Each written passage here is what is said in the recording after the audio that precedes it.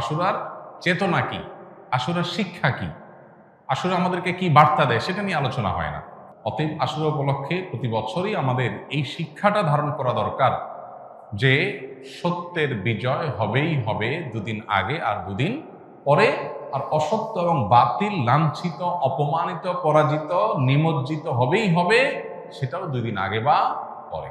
ফেরাউন শক্তিশালী ছিল, ফেরাউন ক্ষমতাবান ছিল, জালিম ছিল, তাই বলে তার পক্ষাবলম্বন সত্যের অনুসন্ধানে মানুষরা করেনি।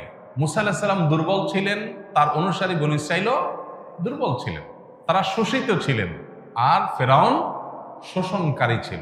এই দুইয়ের মধ্যে আল্লাহ তাআলা চূড়ান্ত হাসি, শেষ হাসি, চূড়ান্ত বিজয় এটা দান করেছেন কাকে? মুসা আলাইহিস সালাম।